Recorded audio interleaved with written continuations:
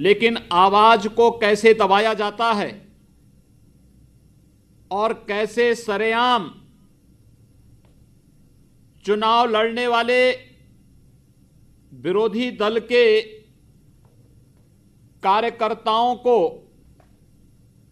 बंधक बनाया जाता है, उनकी निर्मम हत्याएं की जाती हैं।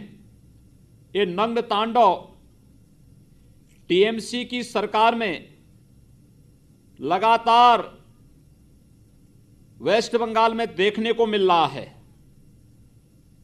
ये बातें इस बात को साबित करती हैं कि लोकतंत्र और संविधान में सुश्री ममता बनर्जी और टीएमसी का कोई विश्वास नहीं है।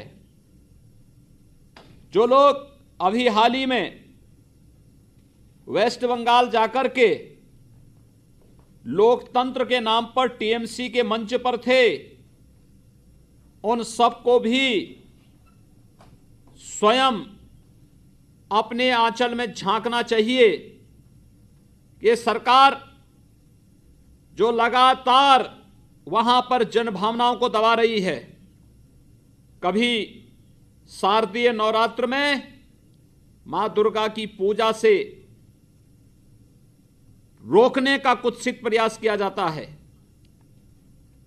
कोलकाता हाईकोर्ट को भी वेस्ट बंगाल की सरकार को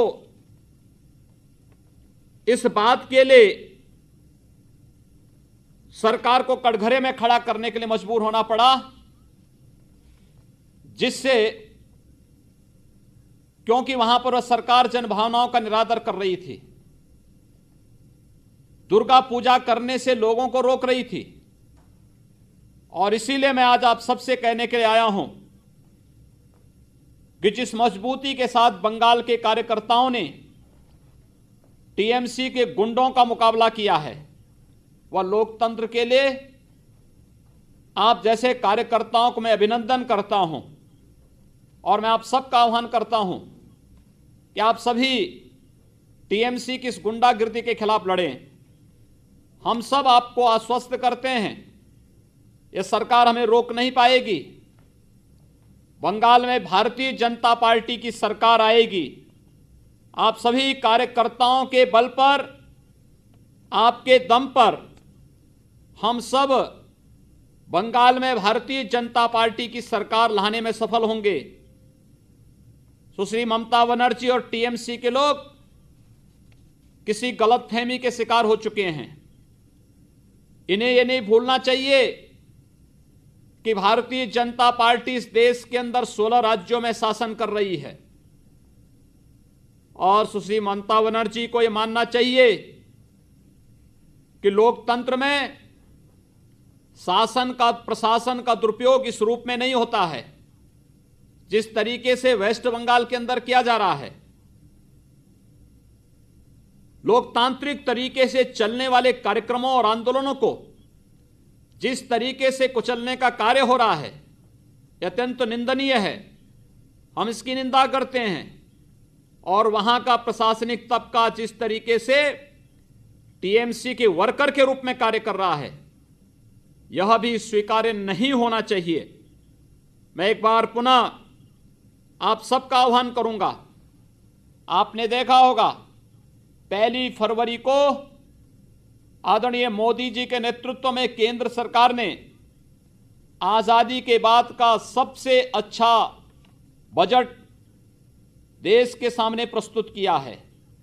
यह बजट इस देश के गांव, गरीब, किसान, नौजवान, महिलाएं और समाज के प्रत्येक तबके के हितों के लिए पूरी तरह समर्पित बजट है। इस बजट के माध्यम से 12 करोड़ किसानों को सीधे सीधे लाभ होने जा रहा है। यह बजट 10 करोड़ मजदूरों को 60 वर्ष की उम्र के बाद 3,000 रुपये की मासिक पेंशन देने की व्यवस्था करती है। यह बजट इस देश के 4 करोड़ छोटे व्यापारियों की सुरक्षा की गारंटी देता है।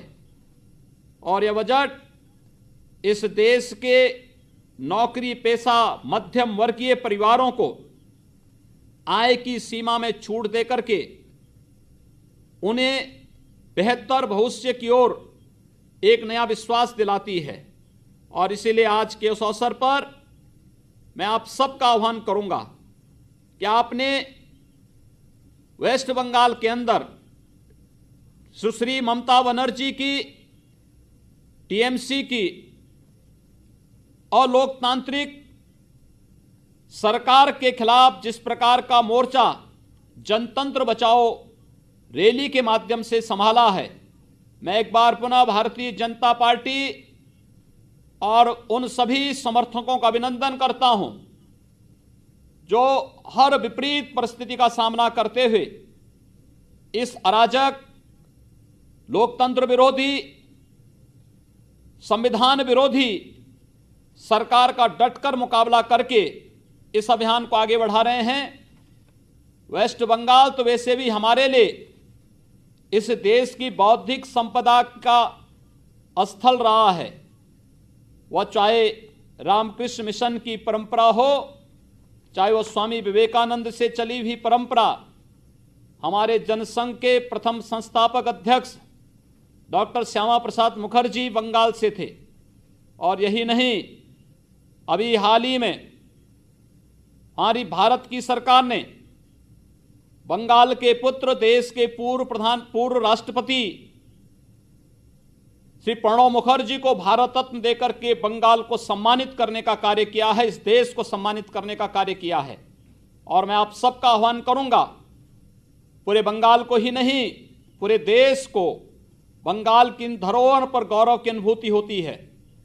लेकिन बंगाल के अंदर आज जो कुछ चल रहा है, इसे किसी भी स्थिति में स्वीकार नहीं किया जाना चाहिए। मैं आप सभी कार्यकर्ताओं का आह्वान करूंगा, आप लोकतांत्रिक तरीके से टीएमसी की गुंडागिर्दी वाली सरकार का मुकाबला करिए।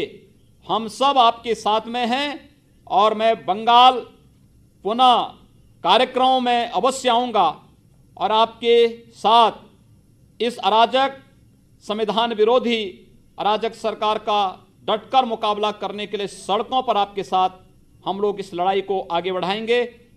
आप सबका अभिनंदन, धन्यवाद। जय हिंद, जय